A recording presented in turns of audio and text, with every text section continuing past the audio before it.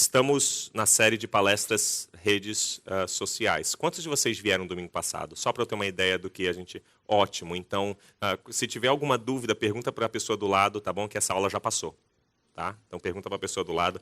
Mas tá no YouTube, é verdade. Está no YouTube. Você pode, de repente, hoje à tarde, se você não veio no domingo passado, pode dar uma passada lá no YouTube para você se contextualizar do que nós estamos fazendo. Mas hoje nós falaremos a respeito de intimidade com Deus. O que nós queremos fazer é o seguinte: nos 3 próximos domingos, nós falaremos sobre hoje intimidade com Deus, domingo que vem, relacionamento com os próximos e no último, influência sobre a sociedade. Tá bom?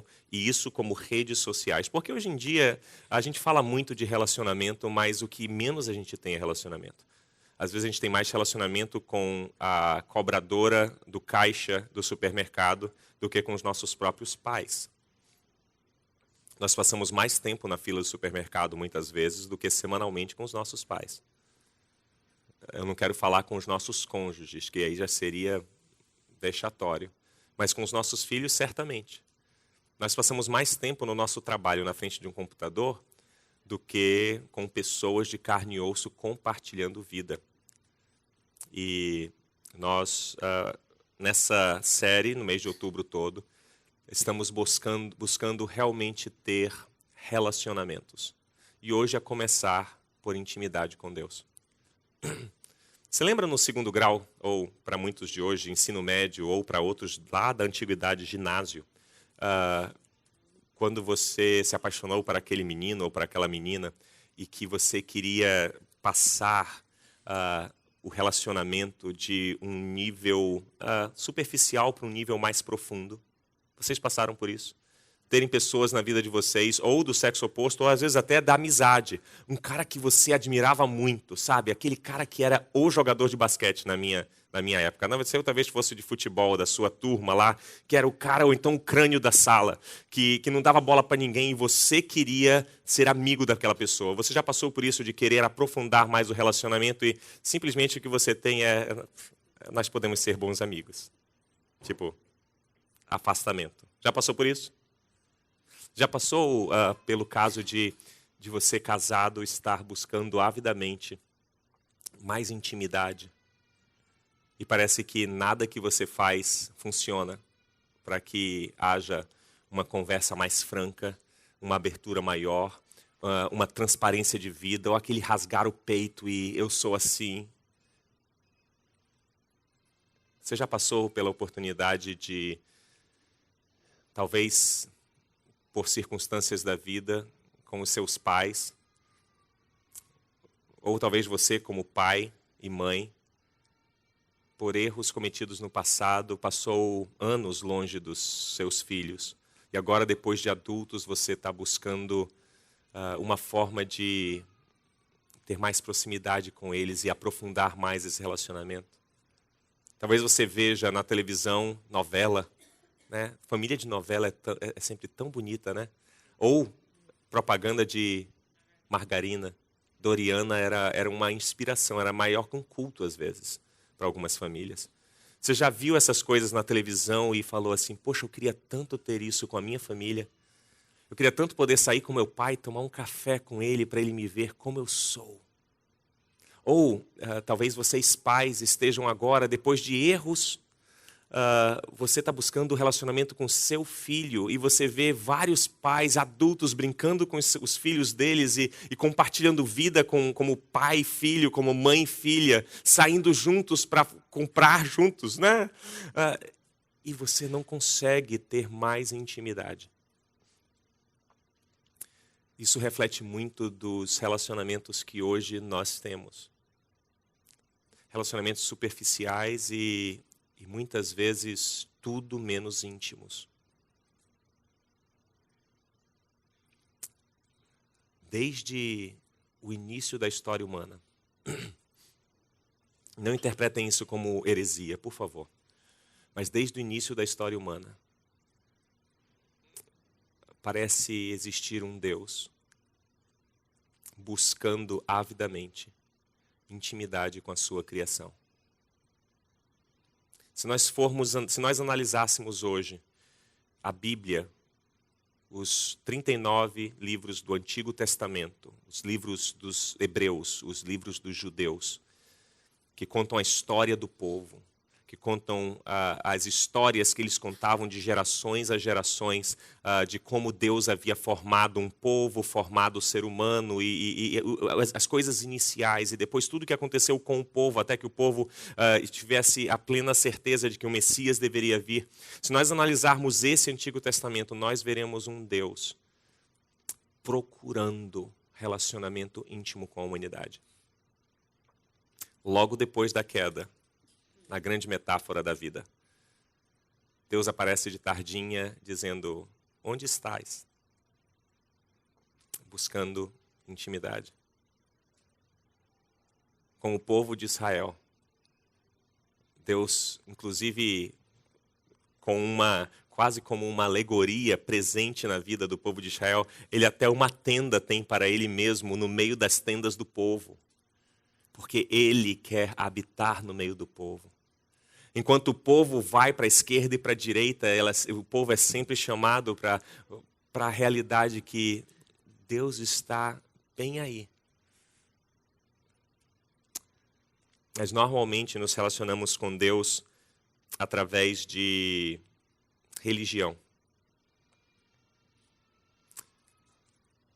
através de rituais que fazemos para nos aproximarmos de Deus.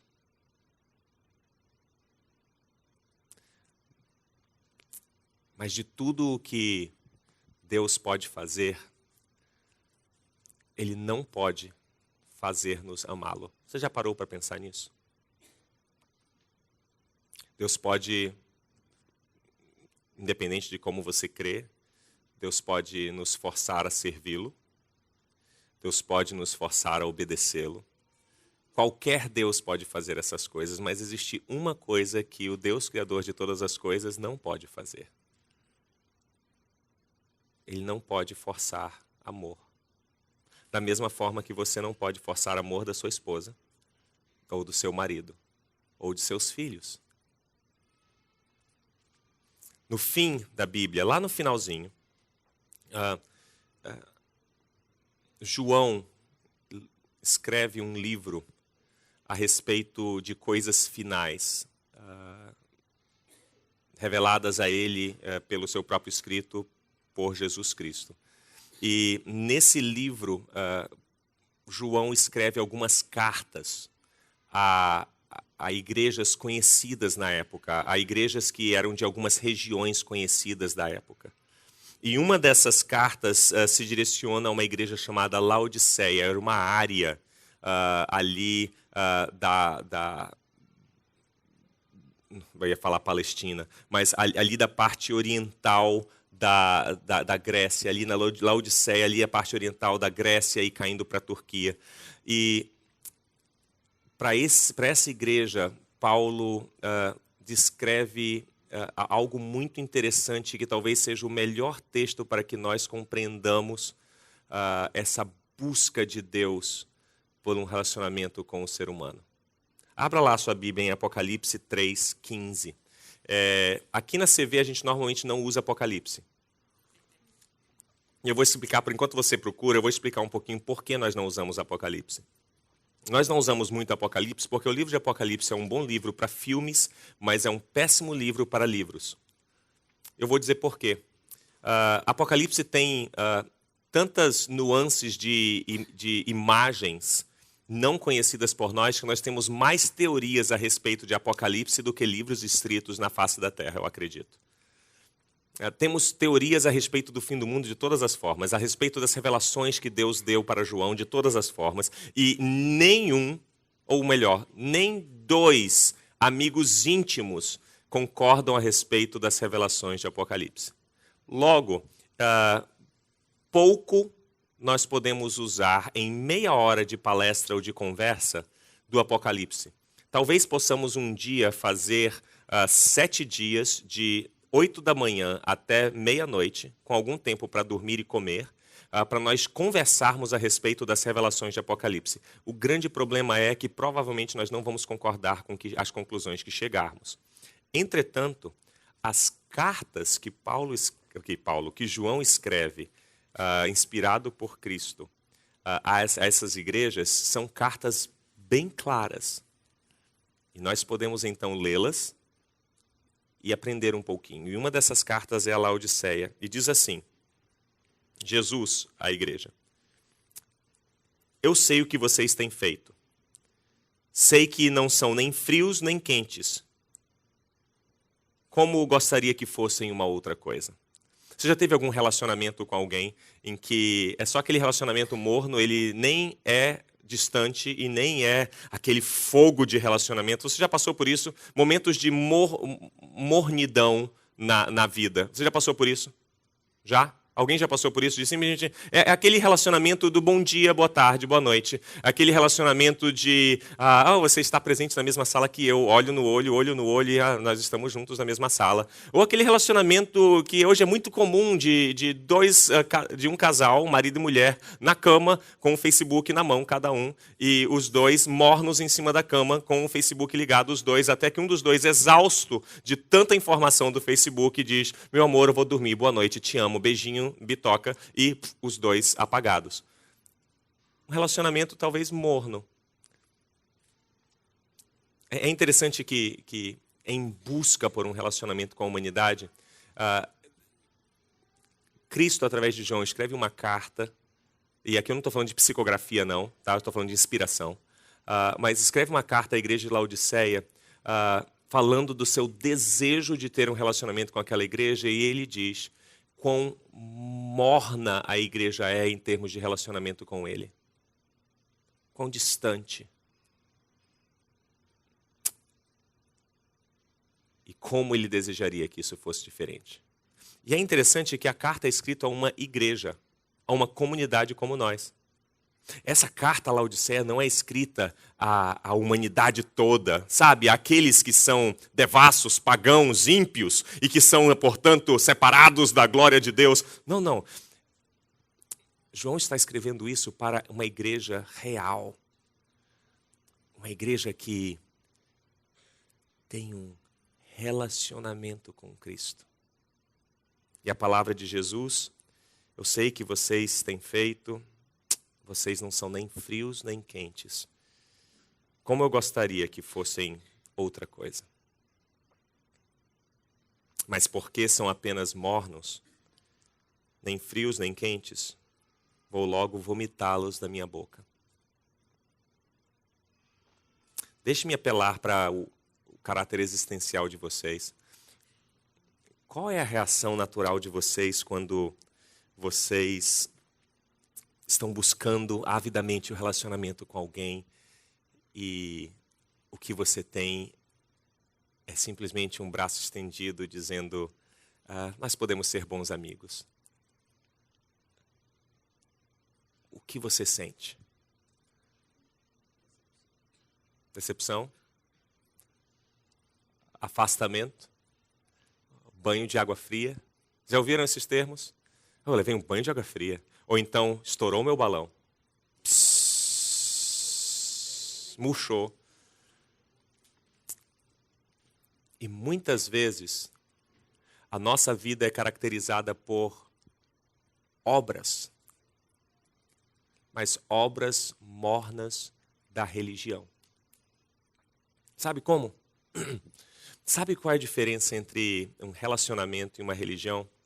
É quando nós fazemos certas coisas para buscar a proximidade com Deus, mas o que queremos não é a proximidade com Deus. O que queremos é o favor de Deus. Um exemplo disso muito claro na vida de muitos é de seus filhos só buscarem relacionamento com eles, pais, quando eles estão precisando de algum dinheiro para ir para o shopping. Você já passou por isso? Ou talvez você tenha feito isso, né? Pai, eu te amo tanto, pai. E sim, minha filha, o que é que você quer? Não, pai, não é por isso. É que eu vou para o cinema. Tá bom, minha filha, eu dou. E eu sei que nós trabalhamos isso de uma forma até corriqueira e jocosa, brincadeira, né? Hilário.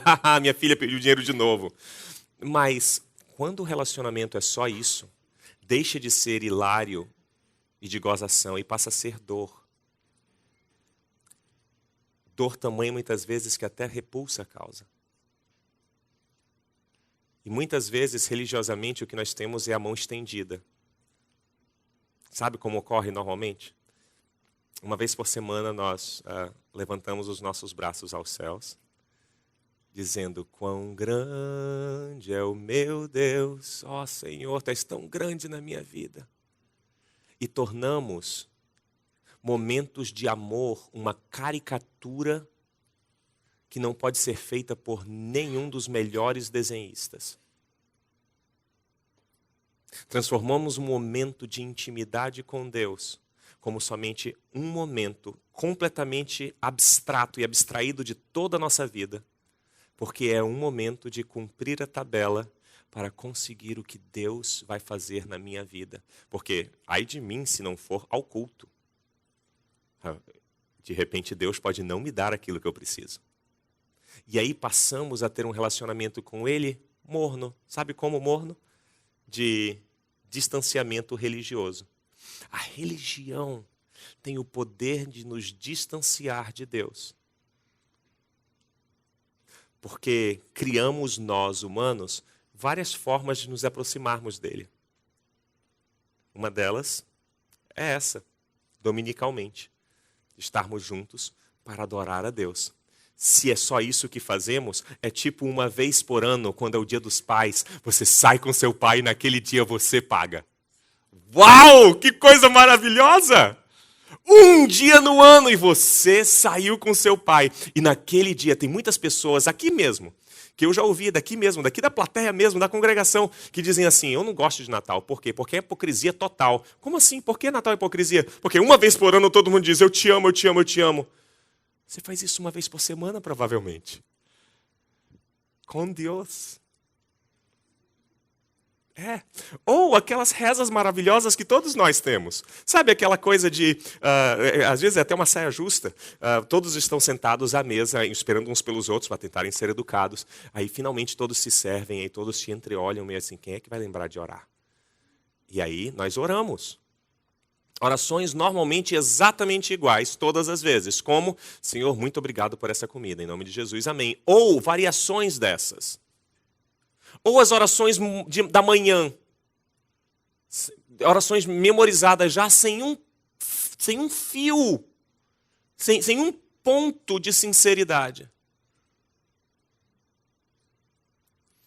Meus queridos irmãos católicos que estão entre nós hoje, isso é uma palavra àqueles que são da comunidade viva, tá?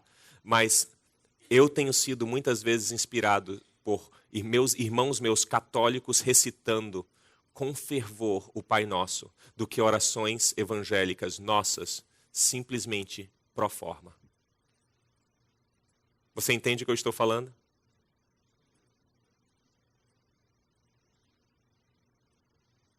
Nós evangélicos somos os primeiros a falar: nós somos sinceros em nossas orações.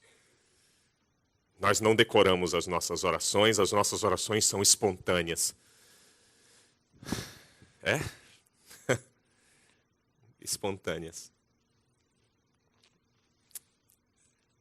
Seria bom que fossem outra coisa.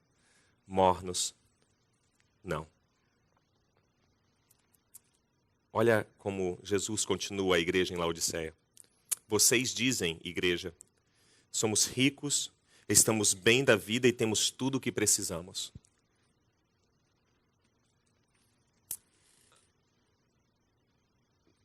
Tipo, Deus, não me enche o saco, não. Porque a gente já tem tudo o que precisa. E se faltar alguma coisa, a gente pede. Mas fica aí. Já está tudo certinho na nossa vida religiosa. Tipo, se nós fizermos tudo o que Deus manda, Ele não vai nos destruir. E a gente ensina isso para as nossas crianças, muitas vezes. Eu espero que aqui não estejamos ensinando isso. Mas tipo, com aquelas musiquinhas que nós já falamos algumas vezes aqui. Cuidado, olhinho com que vê. Às vezes, o que nós ensinamos às nossas crianças é de um Deus que não vai tocar em nós se tudo estiver bem, se nós fizermos tudo o que precisamos, mas se nós não fizermos, Deus é aquele lobo mau que vai soprar, soprar, soprar até que a nossa casinha caia e ele vai nos comer. Não. Esse não é o nosso Deus. Não é esse o tipo de relacionamento que ele busca da humanidade, desde a mais antiga antiguidade. O texto continua. Mas não sabem que são miseráveis, infelizes, pobres, nus e cegos. Nós, muitas vezes, como religiosos, nós nos relacionamos com Deus como merecedores e não conscientes da real necessidade que temos do relacionamento com Ele. Talvez a palavra mais dura a todas as igrejas que nós podemos imaginar, e talvez a nossa, seja a próxima de Jesus. Ele diz: escutem, eu estou à porta e bato. Eu já ouvi esses textos muito utilizados, esse texto muito utilizado para momentos de evangelização, em que pastores como eu, Daniel, Carlos, se colocam no púlpito e no final do culto dizem: meu irmão não, meu amigo, minha amiga, Deus está à porta do seu coração e Ele bate. E o contexto não está totalmente errado, mas Cristo aqui não está falando a pessoas que não têm um relacionamento com Ele.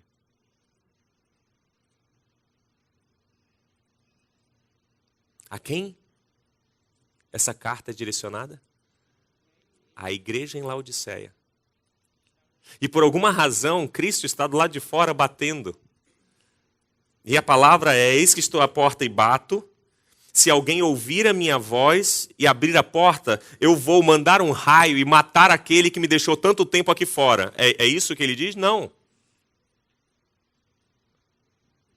Ele diz: eis que estou à porta e bato. E se alguém ouvir a minha voz e abrir a porta, eu entrarei na sua casa e nós, nas versões Almeida, cearemos juntos, mas nós jantaremos juntos. Porque o que eu quero é intimidade. O que eu quero é relacionamento. No Antigo Testamento, se você abrir o livro de Isaías, e eu sou muito gráfico no que eu leio do Antigo Testamento, assim, talvez para mim pelo menos, e de novo, eu não quero que você pegue a minha mania de ficar vendo coisas na Bíblia, sabe? Uma mente muito imaginativa às vezes é ruim para a gente, mas no Antigo Testamento é maravilhoso. Tudo que eu olho lá, eu tento ver de um estilo Nárnia ou estilo Senhor dos Anéis.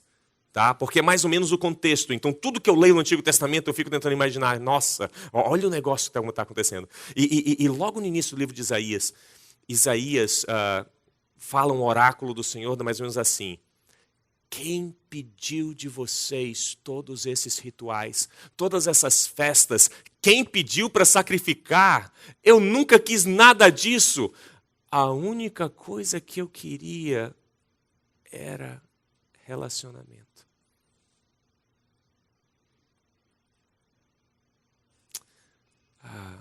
Muitos de nós, maridos, já ouvimos isso.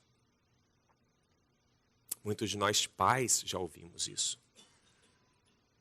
Infelizmente, alguns dos filhos com quem eu falo, ou com quem falei na vida, diziam quão doloroso era terem pais que lhes proporcionavam absolutamente tudo financeiramente.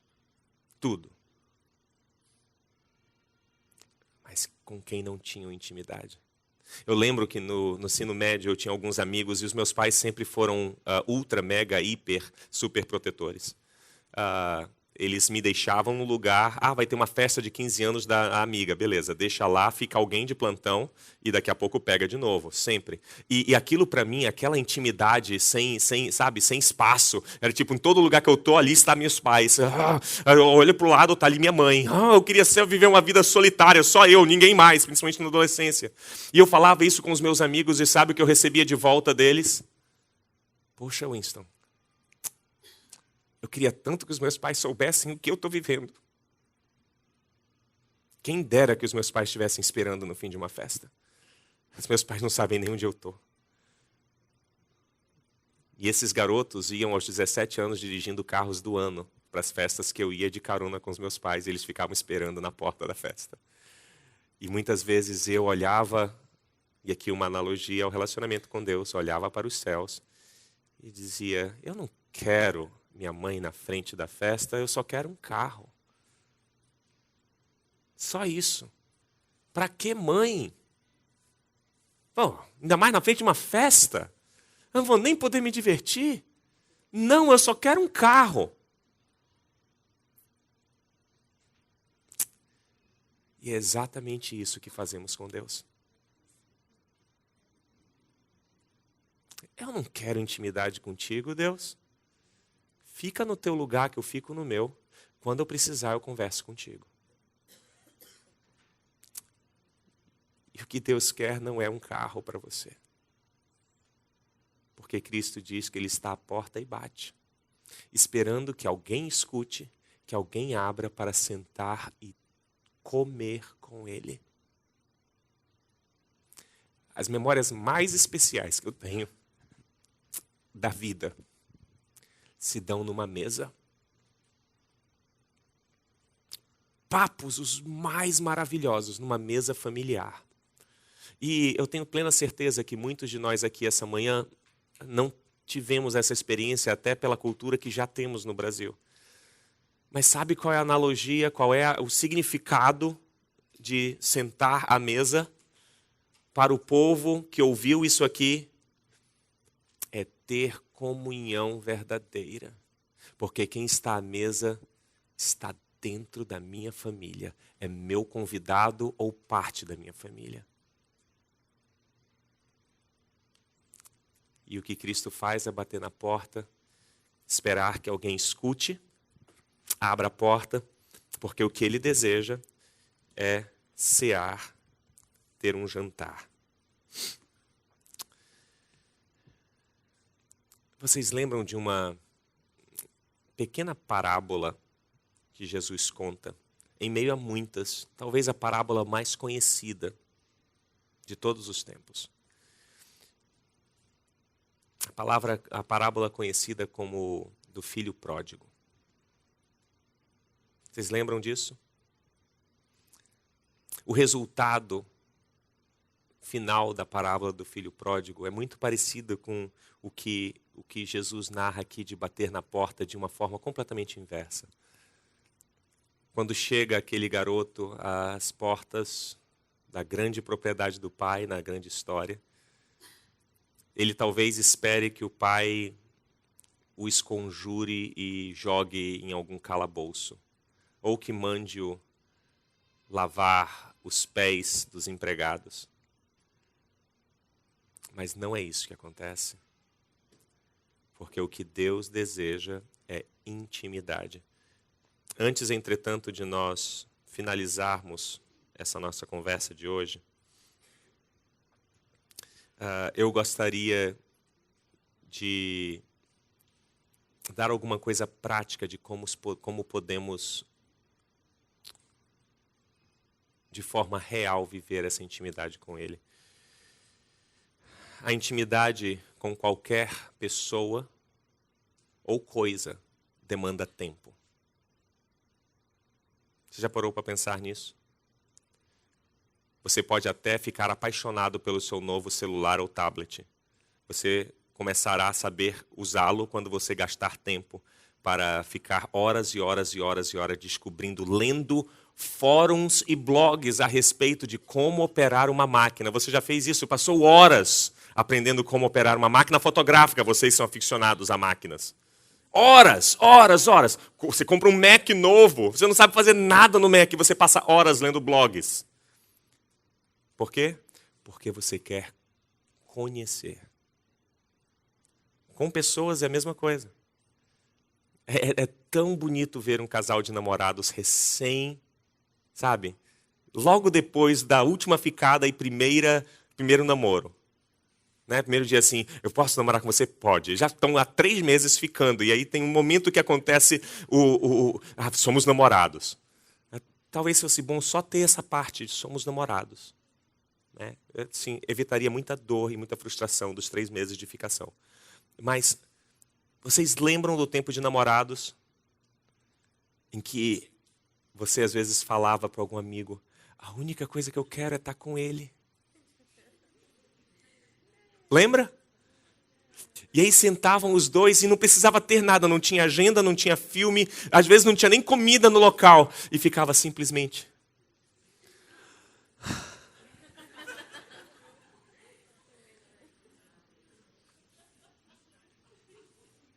Pelo jeito eu falei com alguns aqui. Acho que a ficha caiu. Muitos, né?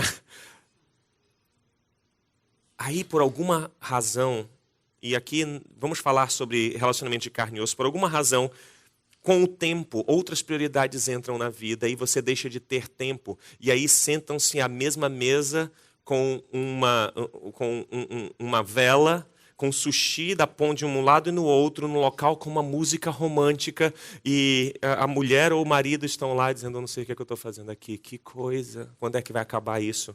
Amor, eu tenho outro compromisso. Intimidade demanda tempo sem compromisso.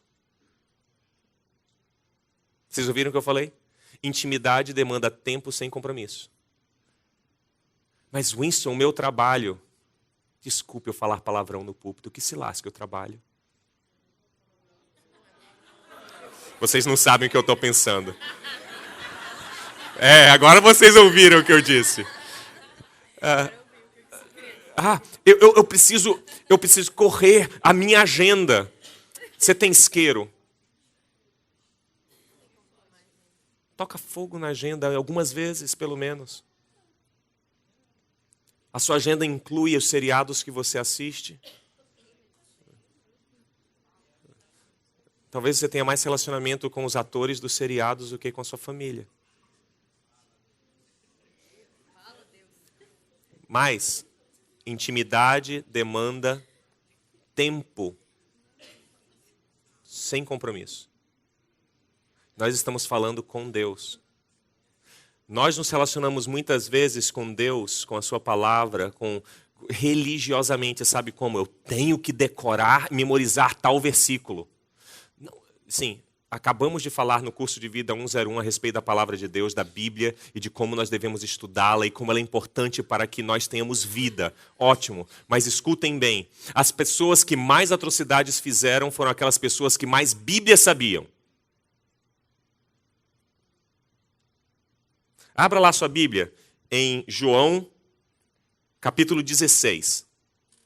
E olhem o que Deus fala através de Cristo a respeito de pessoas bem religiosas e que conheciam a Deus, porque conhecimento sem intimidade normalmente não gera coisa boa.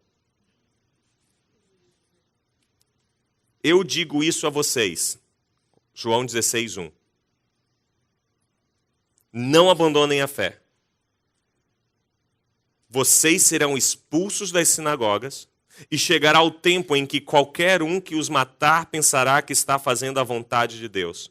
Eles vão fazer essas coisas porque não conhecem nem o Pai e nem a mim. Jesus estava falando a respeito dos escribas, dos fariseus e dos mestres da lei, daqueles que coordenavam a religião de seu tempo. E ele diz que esses religiosos que conheciam profundamente as Escrituras, eles foram capazes de matar em nome de Deus e de, inclusive, crucificar o Messias. Eles conheciam muito bem a palavra. Eles eram mestres, eles as ensinavam, eles eram os que podiam guardar a lei.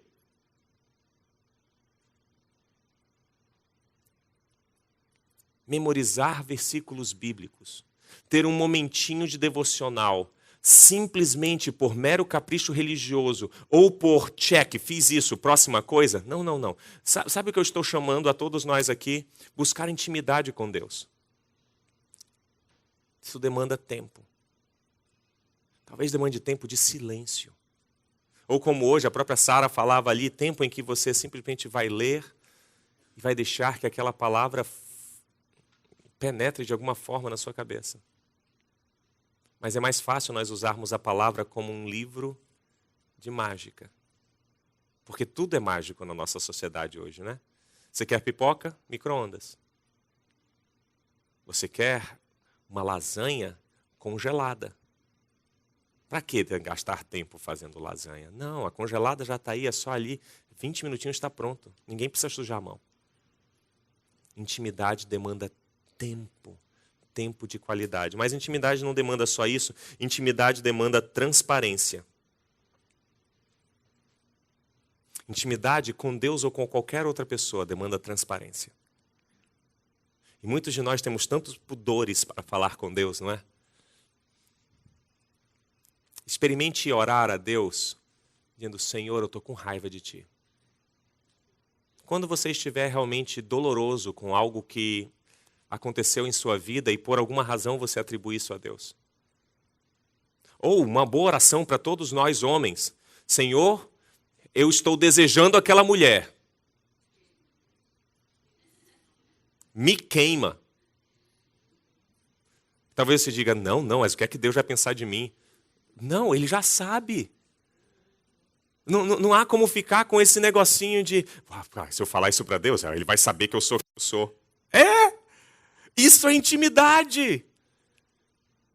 Lembra antes da queda que talvez o maior sinal de intimidade era que eles estavam nus e não se envergonhavam? Com Deus é estar nu diante dele dizendo, Senhor, aqui estou. Mas religiosamente nós criamos pudores. Pudores para falar com Deus, formas de falar com Deus. Com todo respeito aos nossos antepassados que nos antecederam. E para eles podia ser genuíno, mas hoje quando eu escuto um jovem orar dizendo, Nosso Senhor onipotente Deus, todo-poderoso, Senhor dos céus e da terra, e mudando de voz eu digo, Nossa Senhor, tem misericórdia de nós, porque nós estamos nos tornando religiosos e perdendo a intimidade e o relacionamento. E ele termina de fazer uma oração assim, vira para o seu amigo e diz, e aí cara, beleza? Talvez devêssemos falar com Deus mais como falamos com outros. Mas cuidado, você vai perder a reverência. Muitas vezes nos travestimos de reverência para nos afastarmos da intimidade.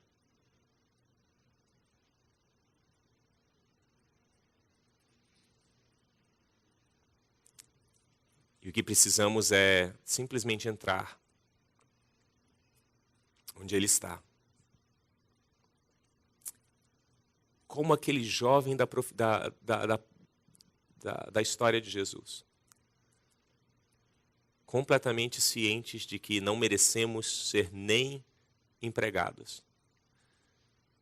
E talvez ali, na intimidade, ouçamos dele algo diferente. Tempo, transparência. Deus já sabe quem você é.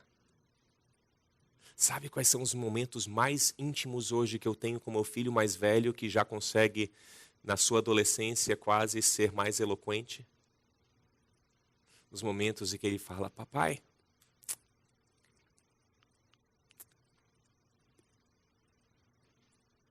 tá difícil para mim.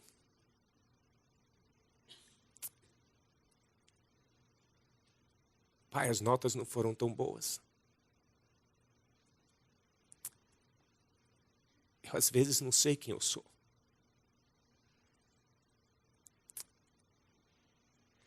Esses momentos são momentos íntimos.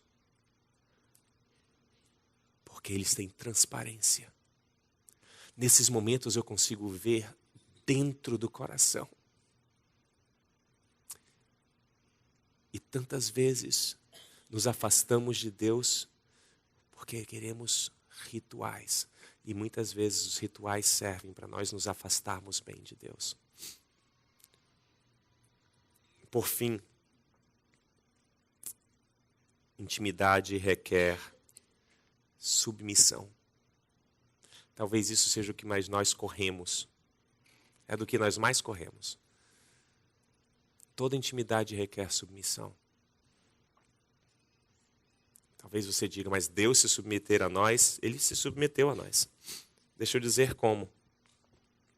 Quando nós éramos seus inimigos, Ele prova o seu amor para nós, em que Cristo morre por nós. Ele submete a sua glória à nossa necessidade. Ele se sujeita a nós pela intimidade que Ele deseja.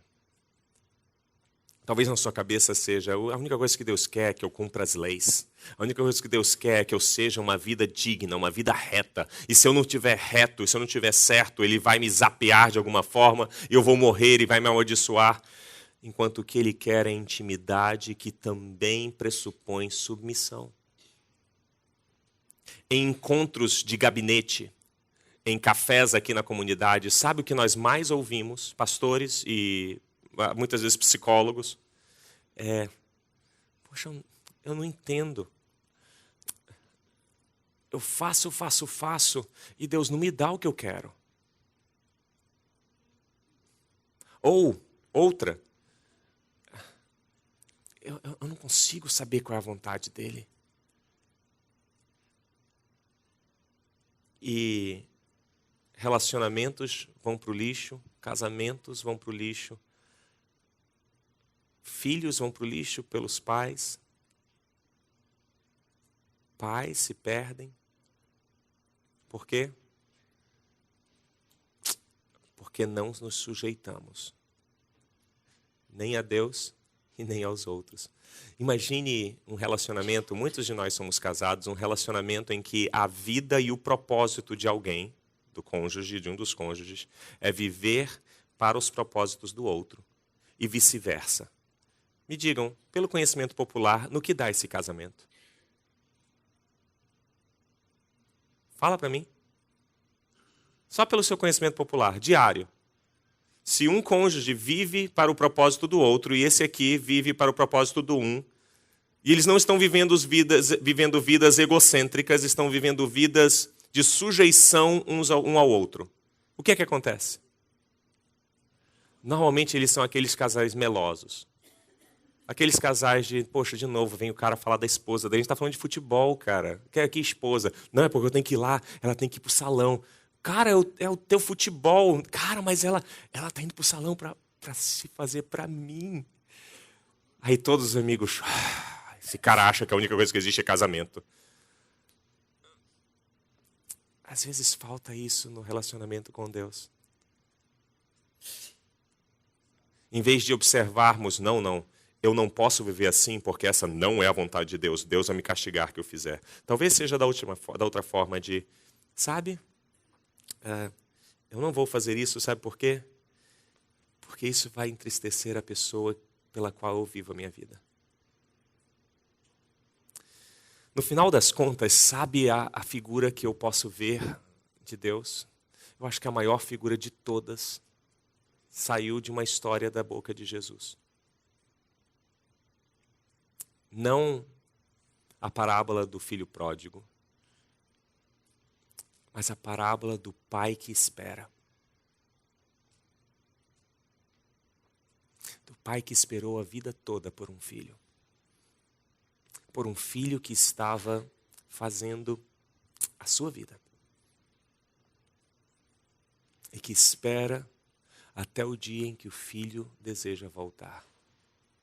Essa talvez seja a melhor imagem de Deus em busca de intimidade com a humanidade. Eu espero que todos nós possamos voltar para casa. Ontem à tarde eu estava num momento de lazer com alguns amigos e um dos amigos me apresentou uma música, Antônio, pode chegar, uma música que ele mesmo compôs algum tempo atrás. Que talvez em verso e não em prosa nos mostre melhor o desejo desse Pai de ter intimidade conosco. Intimidade que demanda tempo, intimidade que demanda transparência, intimidade que demanda sujeição. Eu gostaria que vocês ouvissem essa música e fossem inspirados por ela. E que hoje fosse o dia de volta de muitos aqui.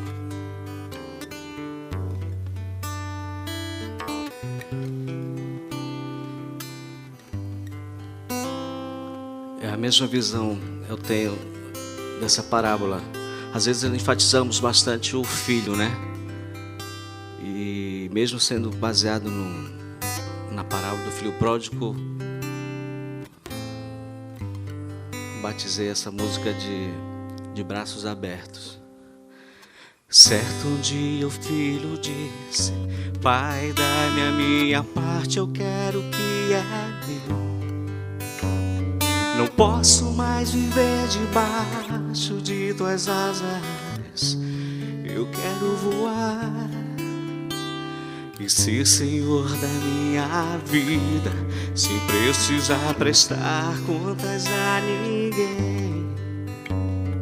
Pois eu já estou crescido, Pai, do bom da vida eu quero desfrutar. O pai então, vendo o filho decidido a ir embora se aventurar, disse: filha, tua parte eu te dou, mas o meu amor aqui vou guardar, pra te entregar quando voltares, cansado de voar, querendo pousar. Meus braços abertos ficarão assim, esperando o teu regressar. E foi embora então o filho, decidido que iria o mundo conquistar. E conheceu muitos prazeres e amigos, tantos quantos o dinheiro pôde comprar. Mas certo como um claro é o dia, tudo nesta vida sempre tem seu fim. E acabando seu dinheiro, seus amigos já não estavam mais ali.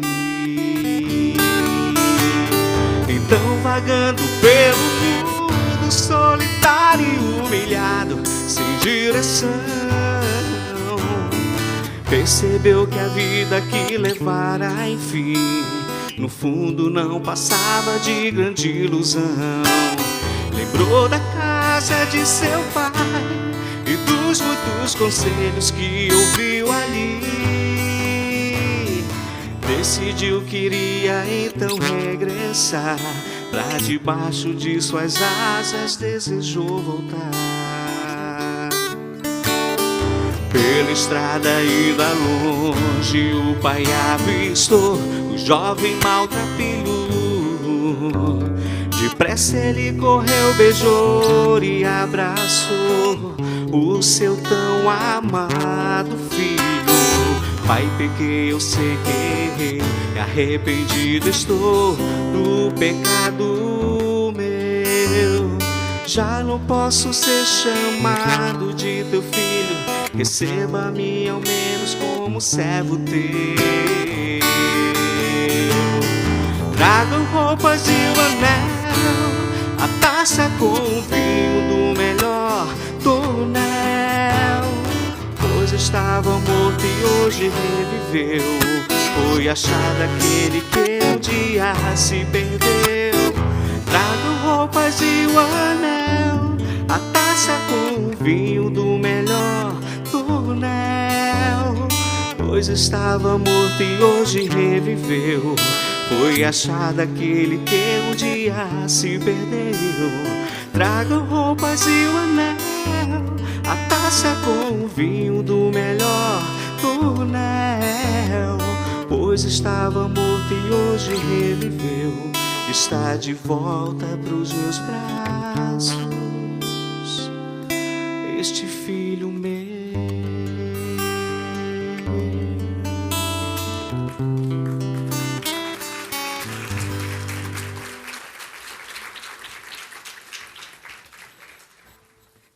Tantas vezes, por causa da religião, nós perdemos vista deste Pai.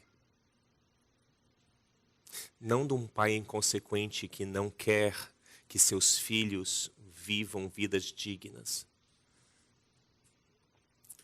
mas um pai que tem como seu desejo da eternidade ter intimidade com os seus filhos. Eu não sei qual é a visão de Deus que você tem, mas a visão de Deus que a Bíblia parece nos mostrar é de um pai em busca eterna de relacionamento íntimo com seus filhos. Saindo daqui, busque gastar tempo com Ele. Silêncio. Sabe aquilo que você não consegue porque não tem agenda? Coloque na agenda. Coloque 15 minutos de manhã, de tarde, na hora do almoço, à noite. 15 minutos. Pare de se esconder atrás da religiosidade e comece a ser transparente. Comece a ser real com Deus. E finalmente, sujeite-se a Ele, porque o que Ele quer não é te trazer dor. O que Ele revela que quer é entrar na vida e ter intimidade. Eu não sei quantos de vocês já têm essa intimidade ou talvez estejam passando por momentos em que talvez você esteja como o filho que tomou sua parte e vagou. Talvez você esteja voltando. Existem pessoas que podem talvez começar a fazer festa pela sua volta. Essas pessoas podem ser Daniel e a equipe dele, ou Luana e a equipe dela ali no follow-up, ou seja onde for. Mas o que precisa ficar é o que Deus deseja conosco, a intimidade, não religiosidade. O que Deus quer é relacionamento e não afastamento. Que busquemos então intimidade com Deus. O grupo de adoração tinha preparado mais uma música. Nós não vamos cantar. Muitas vezes a nossa religiosidade em fazer a liturgia igual todos os domingos atua contra nós mesmos. Talvez seja bom nós termos momentos silenciosos, só com Deus, em que possamos talvez cantar o finalzinho da música. E, Pai, eu não sou digno nem de ser seu servo, mas eu estou de volta. Que busquemos intimidade com Deus. Até a próxima semana. Semana que vem falaremos de relacionamento com os de perto. Que nós não somos ilhas. Deus abençoe vocês.